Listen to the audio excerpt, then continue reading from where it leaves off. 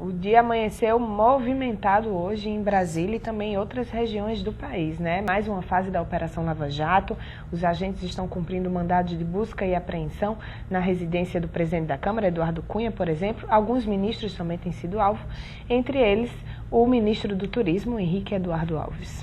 Olha, em termos de partidos políticos, hoje o Brasil está enfrentando uma situação de terra devastada. Os dois partidos que estão no poder, o PT e o PMDB, estão numa luta interna, fratricida, como se diz. O PT está totalmente dividido, tendo uma banda aí extremamente comprometida, inclusive com um senador Delcídio, preso.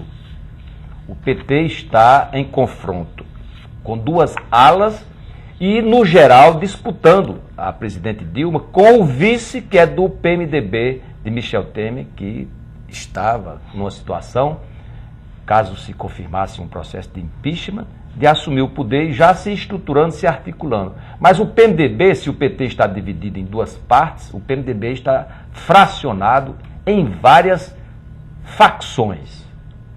O presidente da Câmara dos Deputados, o deputado Eduardo Cunha, está tendo a casa dele hoje com busca e apreensão. Está na iminência de ser cassado. Estava usando todo o poder da Câmara para protelar a sua própria cassação, mas a partir de hoje fica muito difícil ele manter aquela estrutura de seguidores num confronto direto com a parte da Câmara dos Deputados que quer destituí-lo e também com o poder central, já que ele hoje é um opositor ferrenho e defensor do impeachment da presidente Dilma. No Senado, a situação do presidente Renan Calheiros não é muito diferente. Tem 7 processos de investigação no Supremo e hoje também um dos seus liderados mais próximos, Sérgio Machado, está nessa operação. O ex-ministro e senador Edson Lobão também está tendo a sua casa vistoriada e dos ministros da presidente Dilma, hoje mais 2, o 16º, ministro da Ciência e Tecnologia, e o 17º ministro, Henrique Alves, do Turismo. Esses dois são do PMDB.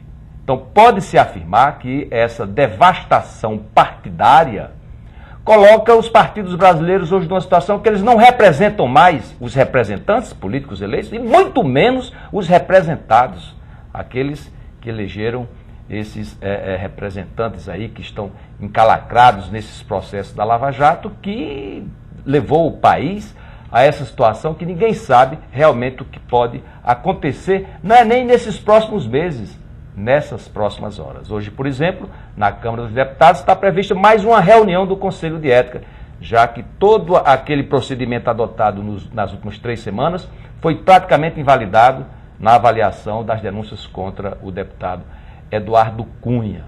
A presidente Dilma ganhou fôlego, a presidente Dilma ganhou mais tempo, não apenas para tentar reverter essa situação de desgaste, essa crise em que meteu o país, que dificilmente terá condições de reverter da forma como se encontra, com a sua estrutura ministerial, integrada basicamente pelo PT e o PMDB, partidos que hoje, insisto, estão completamente devastados. E a reversão da crise financeira e da crise política certamente não terá tempo para reverter a normalidade de pelo menos 2 procedimentos. O processo de impeachment, que mesmo com a queda de Eduardo Cunha, com a possível queda ou afastamento também de Renan Calheiros, institucionalmente tem que ter continuidade.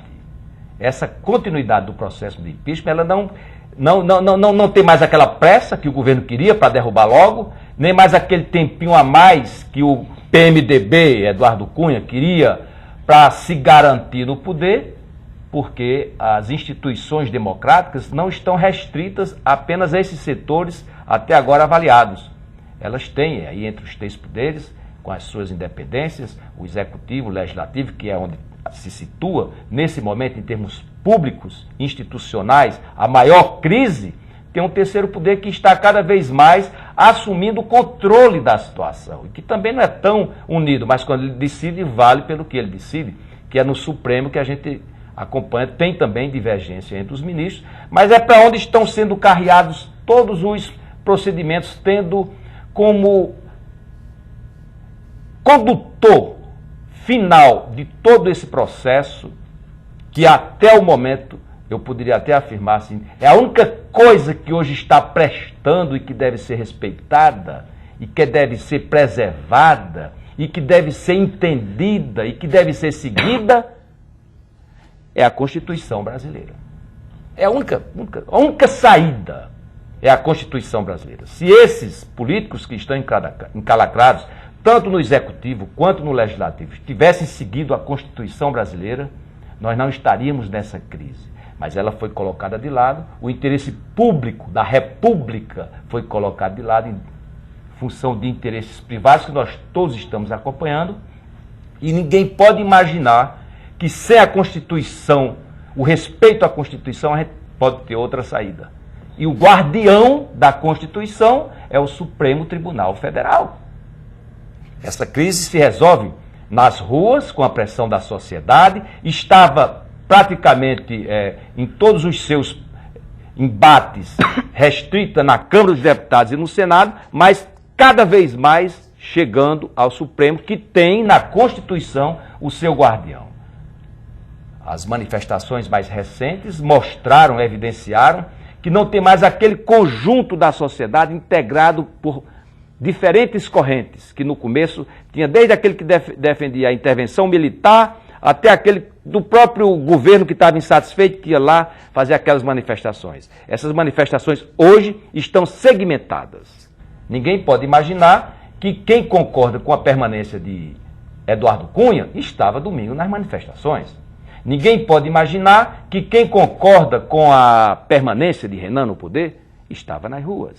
Um pouquinho daqueles que queriam, mas mesmo assim encabulados, porque ainda são governo Michel Temer, e ainda aqueles que têm a participação cívica, digamos, de achar que as manifestações públicas hoje podem fazer a diferença. Não, não podem. Elas estão fracionadas, fragilizadas, e vamos acompanhar para que esse último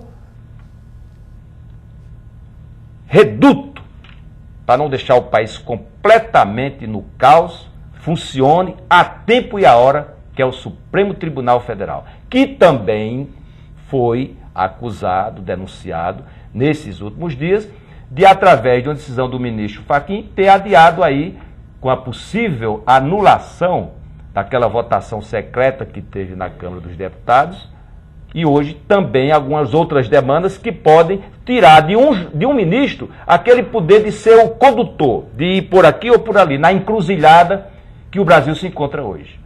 Na hora que o ministro decide, monocraticamente, individualmente, num determinado caminho, ele pode ser contraditado no pleno, que fará com que ele retorne e que, pela maioria, vá por outro caminho. E esse outro caminho, que é o único caminho para salvar o país, é em respeito e respeitando a Constituição, porque o resto, país devastado.